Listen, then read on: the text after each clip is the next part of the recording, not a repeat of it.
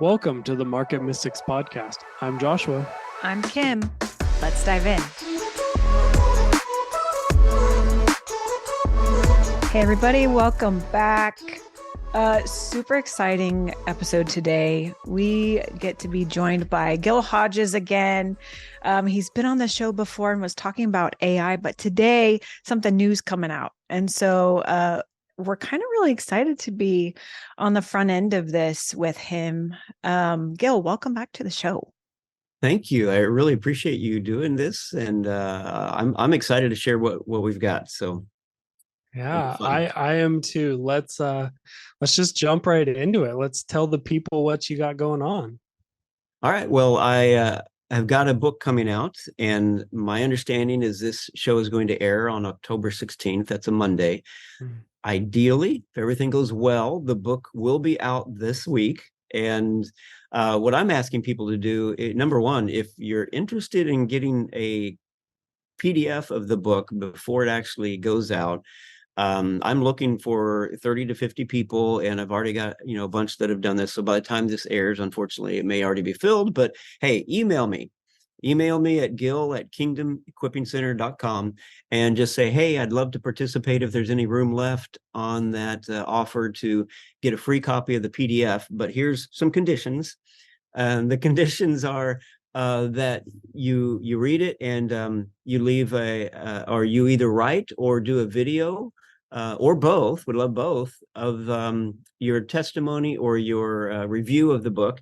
If it's less than 5 stars, just forget it. Don't know. No, it's like you don't have to do it. If the book doesn't resonate with you, hey, never mind.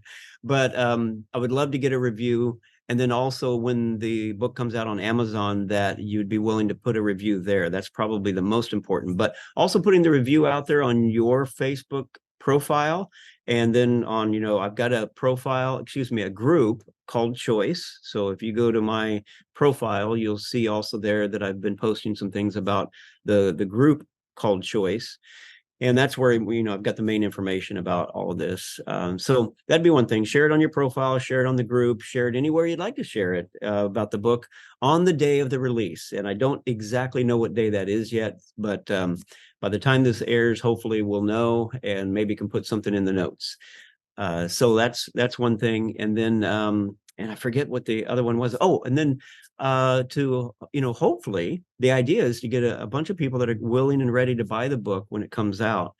And that if you are one that I send the PDF to and you read it and you're going to do a review, then I'll give you a coupon for half off the book to buy it on the day that it releases. So just a little bit of hopefully win-win for everybody.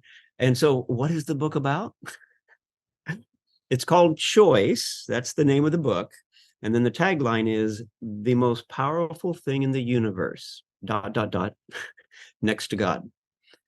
And the whole thing basically revolves around, in the first chapter of the book is about this revelation that Father gave me on choice and how he took me into the heavens.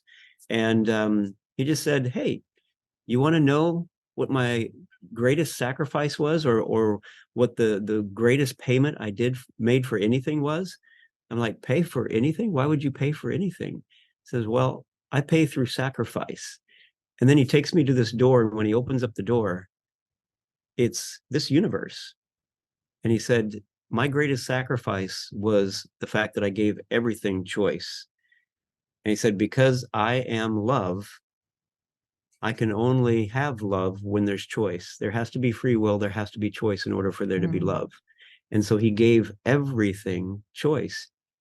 It's as if he gave it all away. His price was that he gave it all away, because what he did was give everything the right and the ability to resist him forever. That's what he gave to everything in order to have it honestly be in a position to love. Now, there are some that will say that they are choosing not to love God. They don't want anything to do with God. And that is their prerogative. They have that power. They have that right. They have that ability. But when I say the ... next to God, it's because God is love, and love never fails, and love never ends. And so it's like, which one's going to wear out first? God's love pursuing you, or your ability to say, no, I don't want anything to do with you? Which one's going to wear out first? And I'm going with us, that will wear out first and eventually come to that place where we realize Father really does love us and he has our best in mind and he is safe. So no matter what we've been taught here in the earth, there's a lot of people that reject him because of things they've been taught. But when we all finally realize who and what he really is, I think we all are going to jump in and not have any reservations once we understand. So that's kind of the premise of the book. And then it goes in a lot of different directions on your power of choice and how many other things it affects. So. Fascinating. I think this is so big. And I've read a few other books that touch a little bit on it. I don't know that it goes as in depth as what you're talking about. But there was a saint, Josh, you can help me out with this. Deborah, Maybe.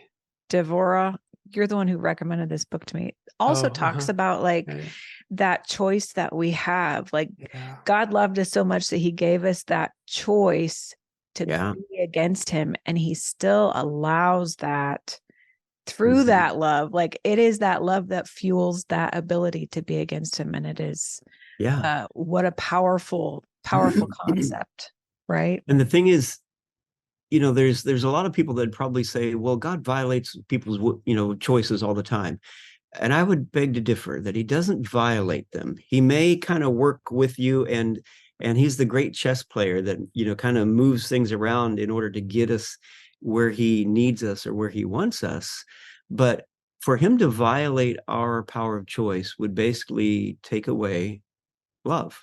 Mm-hmm. It's like, I'm going to violate your will, your choice, and you're no longer going to have it in even if it's just in specific areas. It's like, if he's going to do it there, he can do it anywhere, which then makes us wonder, will he do it all the time or when he just darn well pleases? And so I do not believe he ever violates our choice. Now, he may, again, so here's part of the book. Part of the book, I talk about the fact that we do not have the full 100% power and control over what happens to us. And that's where Father or other people can come in and try to manipulate us to make choices that we don't really want to make. But in the end, whatever choice we make, we made it. Now, the consequences of making other choices may put us in positions where we feel like we don't have choices. But the fact is, we still always have a choice. It's just we've weighed out the consequences of the choices, and we, for whatever reason, chose to go this direction. And I do believe that, Father may use circumstances to kind of guide us in those ways. But believe me, there are some really stubborn people out there. And it doesn't matter how much good or anything else that Father puts in our way to try to, move us in the right direction. They just are going to darn well do what they want to do, and doesn't matter the consequences to them. And that's their choice. They get to do that. But the only place that we do have, okay, and this is one of the premises of the book, is that we're here to learn to love. The Bible says that God is light, God is love, God is spirit. It says that we are light and we are spirit, but nowhere in the Bible does it say we are love. So I believe we are here to learn to love. And so where we should be going with our choices, I believe what Father's looking for is where we would eventually be perfected in love, to where we have made choices based on love so much and so often that it just becomes habitual to us. We don't even think about it anymore. And I believe at that point, that's when God gives us the keys to the kingdom. Because when we've been perfected in love, and that every choice we make is from a place of love, then we would be trusted with the power of all creation, because we're not going to do something stupid that's not loving and not caring. So we're here to learn to love. And so the one place that we have 100% control over our choices all the time is on how we respond to the things that happen to us. So I can't control the things that happen to me all the time, but I can 100% control the choices I make and how I respond to those things that happen to me or around me. If I'm trying to constantly, and I haven't perfected this by far, but I'm working in that direction, that I would ask Father, how do I respond in this particular situation in love? Because right now I just want to beat the crap out of somebody, or whatever it might be. Right. So these are the challenges that we face. And the thing is, we wouldn't face these challenges in the kingdom of heaven, because there wouldn't be the evil and the deception and the darkness there. So a lot of people believe the idea that we have chosen to come here, that we were with God and we chose to come here. And I believe that we would come here because this is the crucible of character building, where we get to up our love ante in terms of learning to love. Because you know what?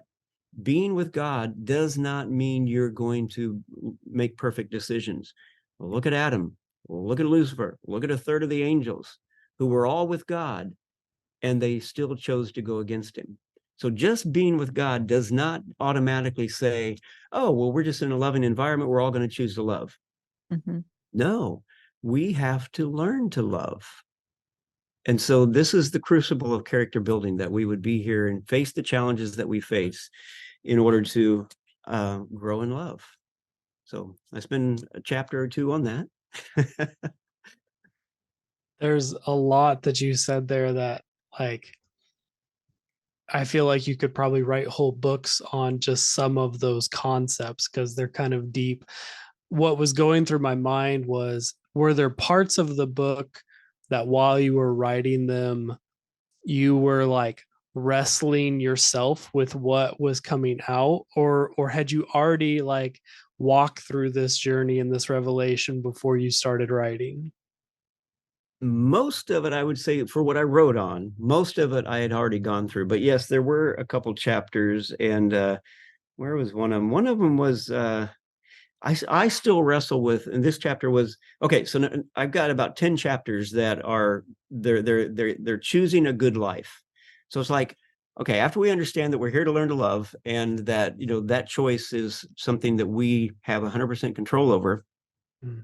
Well, it's then understanding that your choices actually have a lot to do with the life that you're living. I mean, there's a lot of people that just are in the victim mentality, and everything bad happens to them. They're in the negative frequency, and those things just bombard them all day long because that's what they operate in.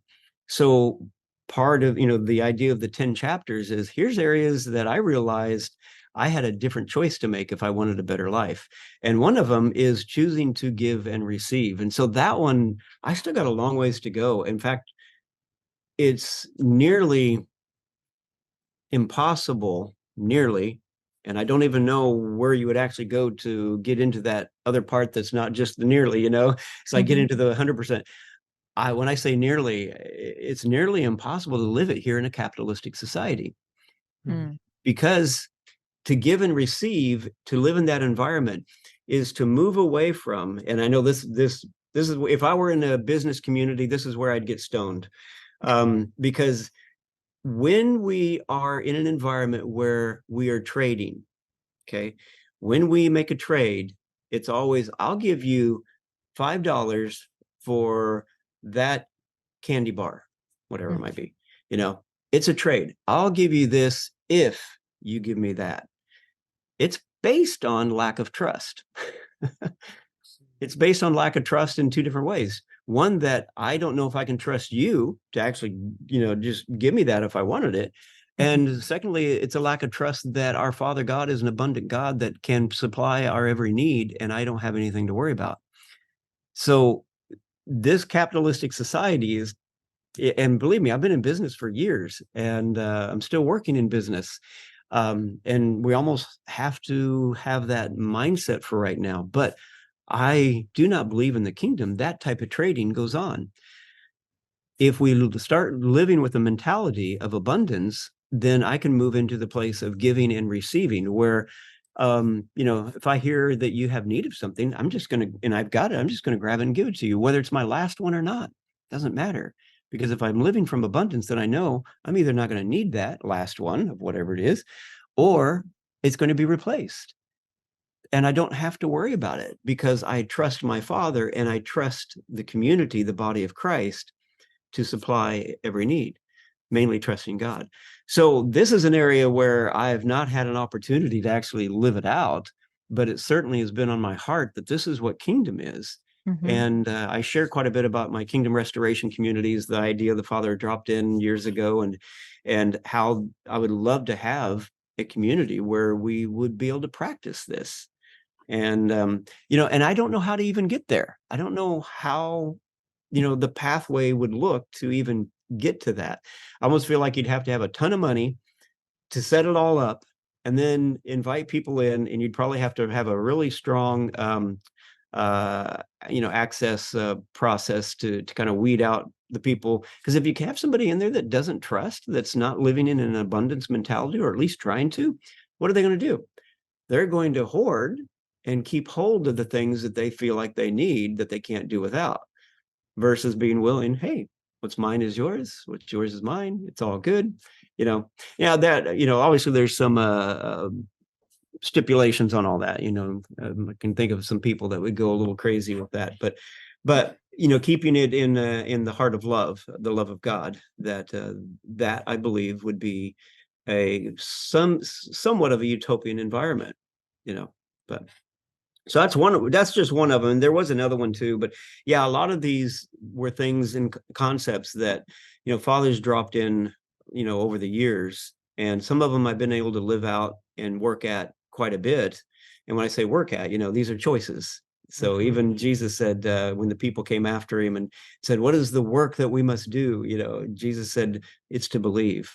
And belief is a choice. And I spend a whole chapter on that. It's like, do people understand that whatever you believe, you choose to believe that? It's not written in stone anywhere. And I tell about my own journey of giving up God completely, or trying to. And in that phase, just realizing there's no proof for God. There's no proof that there isn't a God either. And so when you look at it, you just have to look at the evidence. And from that evidence, we all make our choices. We choose what we believe. But you have to keep this in mind. Just because you believe it doesn't make it true. So it's something to consider. I mean, there's a lot of different belief systems out there, but we all choose them. So anyway, I don't know if that answered your question, but it's a journey for me as well. Yeah, I'm just thinking about, like, as you're describing some of these chapters and some of the concepts, like, yeah, like this is a book that I'm really interested to read and want to like sit and digest, because like, if nothing else, even just this interview has been thought provoking in choice and belief systems. And we've also talked about community living, and yeah, there's so many different aspects that pop up, and it's like, well, yeah, but this, and yeah, but this, and it's almost like you're in your mind, you're like, this is what it would be like if it was utopian, but also there's a realistic aspect that's like, but also this is where we're at right now, and I don't quite know how to bridge the gap between the two. Yeah. No, and I've spent tons of time. We've had lots of meetings with lots of different people and different groups, and it's a challenge. And in my mind, it's something that you just have to set it up the best you can and grow into it, because none of us are perfect. And it actually, a utopian environment really doesn't work very well unless the people in it are close to understanding their full identity in Christ. Yeah, that's good. Yeah. So a little bit like back to the book, I'm curious if you were going to describe it to just like a total stranger who knew nothing, like what would you like, how would you sell it to them? What would be the piece that you think would connect with the vast majority of people? That is a really, really good question. And what I really, really like about the book, and I didn't really intend it to be this way, but honestly, there's kind of a chapter for just about any situation. For instance, one of the things I get a lot is, and this is where I was 15, 20 years ago, is that I honestly didn't think I had a choice, especially in the area of depression. I thought I had, my genetics or whatever. I just could not I'd suffered with it most of my life. So it's like, I felt like I had no choice. And what Father has shown me over the years is that in the second chapter is called Challenges to Choice. And the fact is, we are all programmed one way or another. I mean, from the moment we come into the world, in the womb, and then coming out into our family environment, we are programmed because that family is going to teach you what they know, and what they know is what they think is best. And as we get older, some of us find out that what our families thought was best, we realize, okay, that was not best, but it's still in you. You've been programmed with it. You've been trained with it. And it's kind of all you know up to that point. And then you've got your church environment, that's programming you, or your religious environment, whatever that is, your community environment, your nationality. And it's like, we're in America. We are Americans. America is the best. And the Russians are over going, yeah, we're the best. The Russians are the best. It's what are you programmed with? And part of the journey is just to come to the realization you're programmed. Each and every one of us are programmed. And some of us, there's people that have been programmed as SRA, satanic ritual abuse, which is probably some of the deepest abuse you're going to come across, to where that abuse purposefully programs people to do certain things in certain ways. And it's just horrible. But the bottom line is, they still have choice, and it's going to be the only pathway out for them. Now, they may need some third-party help to kind of navigate that pathway out. But the bottom line is, without choice, there is no hope, and there's no way out. You've got to have choice. And so everybody does have choice. It's just going to be buried a little deeper for some people than others. And so it may be a little bit more challenging to reach down and evaluate the situation and determine and understand you do have a choice. And then you got to weigh out the consequences, because every choice does come with consequences. And where's that going to take you? So that's one of the big things I get is people coming to me and saying, well, I don't think everybody has choice, or I don't believe everyone has choice. And it's like, if you don't have choice, we're just robots and slaves. And what difference does it really make then? Yeah. So that's one of them. I got another one that's agreements set your path for life. So the choices that we make to agree with certain things, it's kind of along the same lines of programming. A lot of things that we've agreed with, that we make choices to agree with, the words come out of our mouth. Hey, you had a choice. You didn't have to say those words, but now you're going to have to back up and start catching yourself before those words come out, and make the choice to be aware, and keep backing up and going deeper to where you find out, well, where did those thoughts even get triggered from? Because, it gets triggered and the thought comes up, and then it comes out of your mouth. Well, you're going to have to choose to dig and to go back. One of the chapters is, in choosing a good life, is just deal with your stuff. And so, that's a choice that we have to make. It's like, are you tired of going through some of the same old, same old? Well, guess who is the only person that really gets to change that? You, with your choice. You're going to have to make the choices to change it. And, and for me, for the depression part, it really did just get so bad, and it had been going on, for, like I said, most of my life up until I was 50, that I finally just got to the point where, I was livid, angry, mad at it. And the verse that always resonates with me is Luke 10:19, where Jesus says, I've given you all power and authority over the enemy. Like, wait a minute. Then I have a choice. And to realize I had not been exercising that choice. And then to also understand that at times where I thought I was exercising that choice, it was a really lame, limpy, wishy-washy kind of choice, that those choices don't really go anywhere. It's like, I'll choose it if it works. Okay, it didn't work. Then I choose to go back the other way.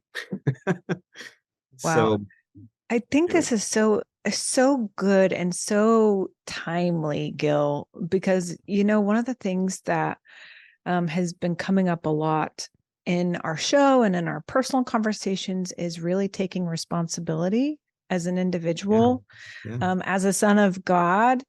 And this concept of choice is taking responsibility for what you're choosing, just like what you're talking about. Hey, I'm being subject to this. Wait, I have a choice about that? Yeah.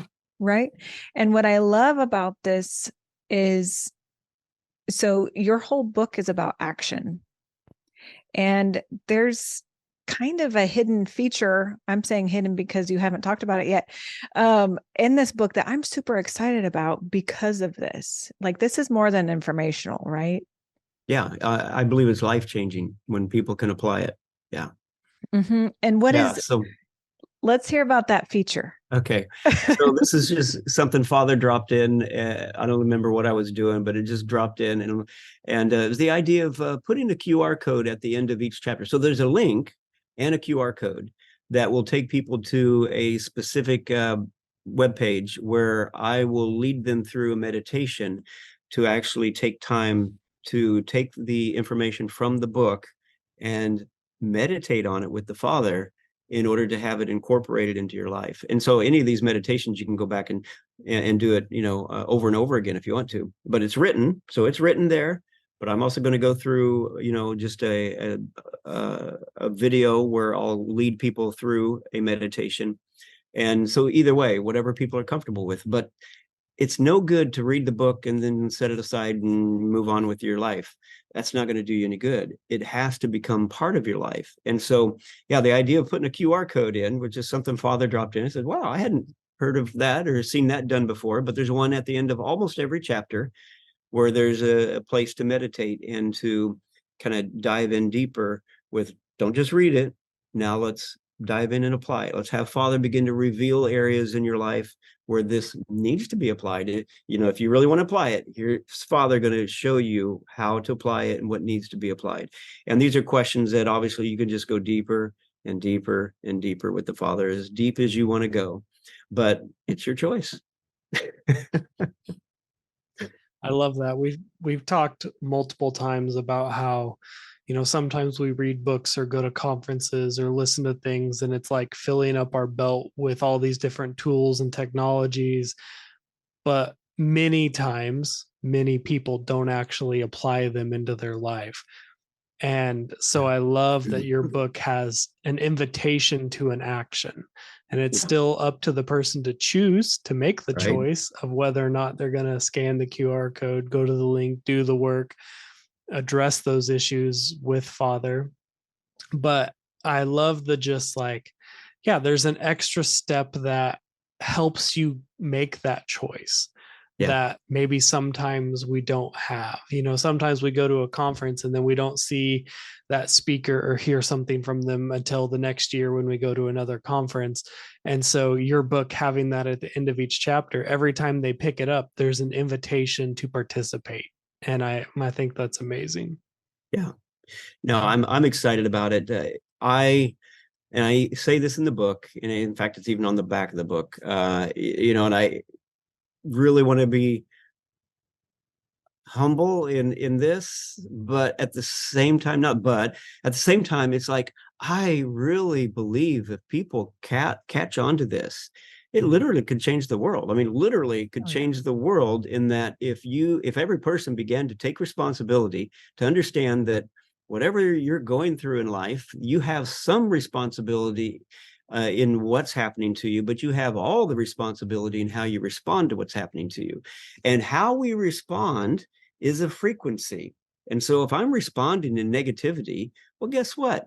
There's that law of attraction. There's that law of sowing and reaping, where when I'm throwing out negativity and responding with negativity in situations, it's just going to keep coming right back to me. And it's a choice. It's like, do you like that? Do you want that?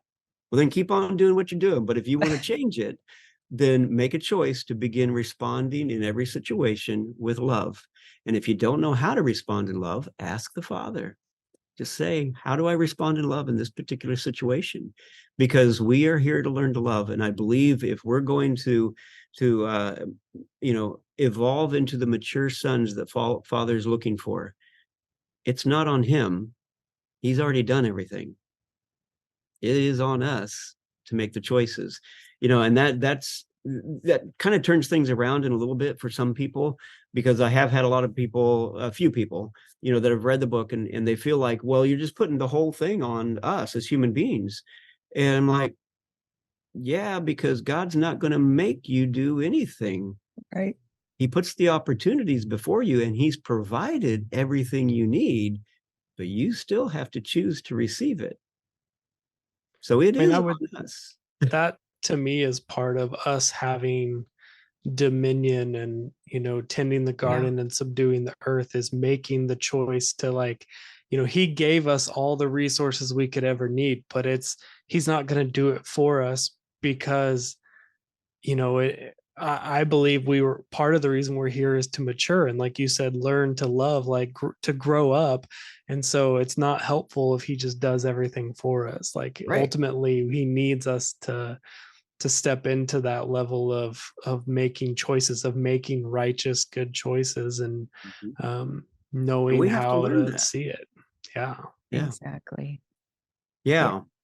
So I'm trying to remember where you guys stand on this. And I'm not even sure if I should go there. Actually, I'm going to pass on that one. I'm going to pass Okay. on going there.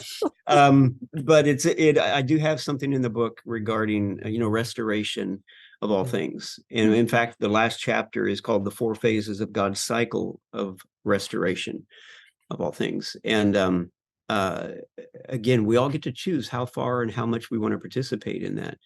But it's just, uh, for me, it is, I almost feel like Father, led me through the course of writing this to make something it's not, I wouldn't say it's exhaustive at all, but it's really covering a lot of things that will change people's lives so dramatically if they're applied. So another area that I've talked about many times, but I finally put it into a chapter of the book, it's called Expectancy versus Expectation. And that's another area where we often go with our programming, and we will expect things because of programming. And whether it's good or bad, is somewhat irrelevant for the point that's being made. The point is that when we have an expectation, um, we are basically setting up in our own heart and our own mind usually pretty much the exact way that we expect something should turn out. Mhm. And if it doesn't turn out that way, we're disappointed. And oftentimes we wind up pointing the finger at God because it didn't turn out the way I was told, especially prophetic words. People get a prophetic word and then they apply an expectation to it. And that can get really messy. And I shared a little bit on some people that had ran for election one year, and these were Christians, and not one of them won. One person almost lost their faith over it, and I'm like, what's going on? And they're like, well, God told me to run. And I'm like, okay, and you did. That was good. That was being obedient to what he shared. And then I didn't win. It's like, well, did he say you were going to win? Like, no. Well, then is that an expectation that you put on him that he never gave you, that he never said he was going to do? And so the disappointment was on the person because they chose to believe in an expectation that didn't work out. I am trying to live my life under expectancy, where I simply know that God is a good God and he has my best in mind. He loves me. He has nothing nefarious or evil planned for me, and he wants the best. So I live my life believing that, and therefore I just kind of open arms, open hands, just I move in a direction. So what some people might call an expectation, I would say, well, just move in that direction. If that's what God's called you to do, then by faith start moving in that direction. But so often we put expectations on things that God never said. He may, and I've said this many times, but he may give you a point out in the future. He says, I want you to go toward that. That's your goal right now. And we get all buzzed up and thinking, all right, that's where I'm going. I'm going to that thing right there. And as you start moving toward it, all of a sudden you find out God says, oh no, I needed to get you right here, not because if you didn't take the path to get to here, then I couldn't have you take this right turn where I Right. have something better for you. And we get disappointed and we get angry at God because we didn't get to go to that thing that he had said to go toward, Mhm. when in reality he had something better for us. But we can't even receive the fact that he had something better for us because we're so disappointed in the fact that he didn't come through with what we wanted. what we thought was supposed to happen. And so just to leave all that open and be in a place where my heart is simply just trusting that God has my best in mind, then things go so much better. And what this reveals for me is how many expectations I live by on a daily basis. Because every little disappointment, I can look back and say, oh, all right, so what was programmed into me that made me think that that was supposed to turn out that way, and that it didn't have an other purpose, and a different purpose.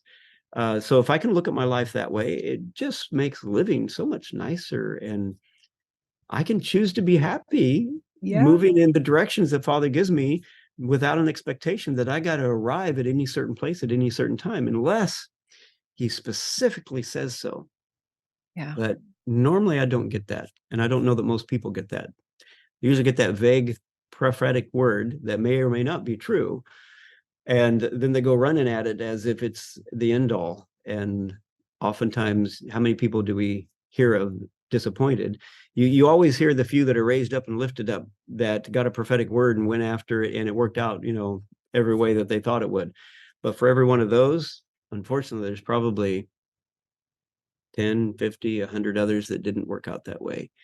And the thing is, God's still working to bring that prophetic, if it's true, he's still working to bring that prophetic word to pass. But you may need to let go of your expectations on what you thought that meant, and start looking for what he's actually doing. Yeah. That's really good. Yeah. So I'll share maybe one more. I got a couple chapters on let go and flow.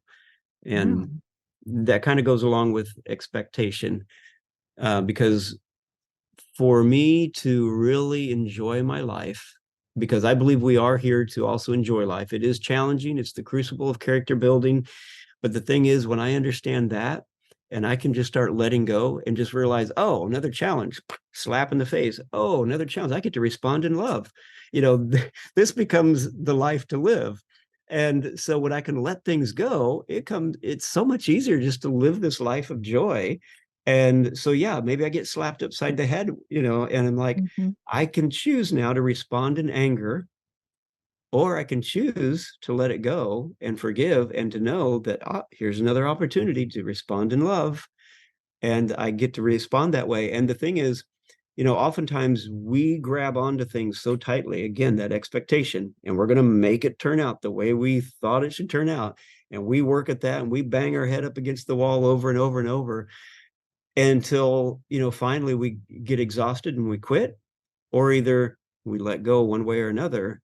And Father then begins to move us or show us where he really wants us to flow. And, I kind of envision it as a river, that we get to ride down the river and enjoy that river ride. Now, I think most of us are moving toward love, joy, and peace. We want that peace.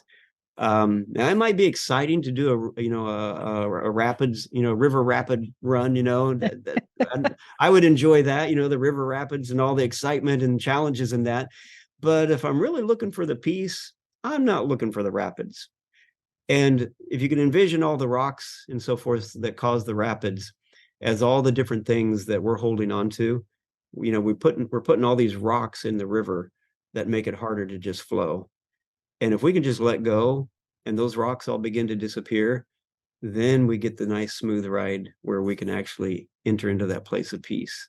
And to let go and flow is a critical part of that. And I have an acronym for it. Again, Father worked with me on this acronym. It was fun. To flow.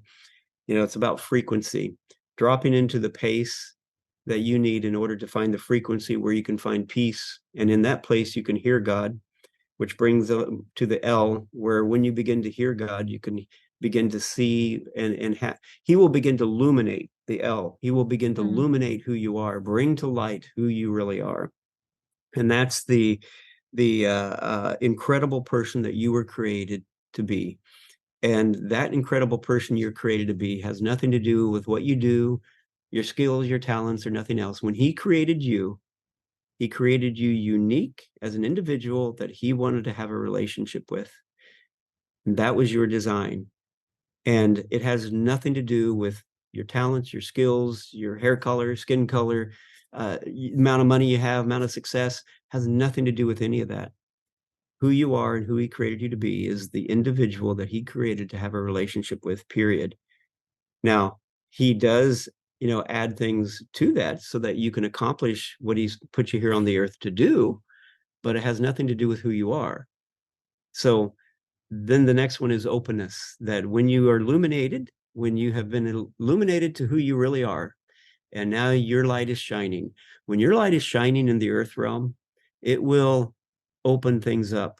You'll have open doors, and the things that you need will begin to be attracted to you to accomplish what you're here to do. The thing is, if you've got your focus on what the world's programmed you to do, to where you got to be everybody's got to be a leader and a CEO. Don't know how that's going to work. Everybody's got to be wealthy and rich. I don't know how those things are actually supposed to work in reality. They can't. So forget all that and just look for what Father's created you to be. Who he's created you to be, and then from that illumination, you step into what you're here to do, and you're open now to receive all the things you need to accomplish what you need to do. And there's where you leave your wake. And I'm talking about, the wake of a boat. You're going to go through life, and the ripples of your life are going to move out and affect so many people and so many things around you, that you will leave that wake. That is your ultimate impact in life. Mm-hmm. So that's what flow is all about. And that's where I'm probably going to do one of my first larger courses based around that, because it's kind of a beginning point to really be able to enter into so many of these things. And again, it's all based on choice. Are you willing to let go? I spend a lot of my time in the morning just meditating on what do I need to let go. Sometimes they're really good things that I just need to let go of. And if it's meant to stay around, it'll stay around. And the negative things, for sure, get rid of those. Let go of those. Just let them go. We don't need them. So anyway, I spent 2 chapters on that one, but it's good. It's worth it. I love it. I cannot wait to read this book, Gil. All of it. I love that you've gone over so many of the concepts, and honestly, it is only whet my appetite for it. And can't wait to dive in. Yeah, I'm glad. I'm hoping a lot of people feel that, and that the word gets out there. As I mentioned, it is for me. I feel like it's a little bit of a legacy to leave behind. Not that I'm going anywhere, but something that I hope will actually have an impact on the world, and I know it will at least have an impact on the community that picks it up. So yeah. It'll be good. Well, Gil, thank you so much for joining us today. And listeners, if you are also intrigued like Kim and I and want to read this, as Gil mentioned at the beginning, this book should be coming out this week, barring no delays or unforeseen events happening. And so look for it on Amazon, I believe, is where you'll be promoting it. Once it's out, we will put it in the show notes once we have a link for it. But I just wanted to thank you, Gil, for coming and sharing this opportunity with us. I hope a lot of people make the choice to buy the book. I do too. And if I could give it away, and if we weren't in a capitalistic society, I would give it away. Yes. I would love to give it away. Right. But yeah, unfortunately, in this case, people are going to have to make a choice to purchase it. And I think there's power in making the trade of a few fiat dollars for for this wisdom that you're imparting. So I think it'll be worth it. I'm looking forward to reading it, and I hope all of the listeners are as well. Thank you. Thank you so much. Yep. Thanks, Gil. We, just like Josh said, thank you so much.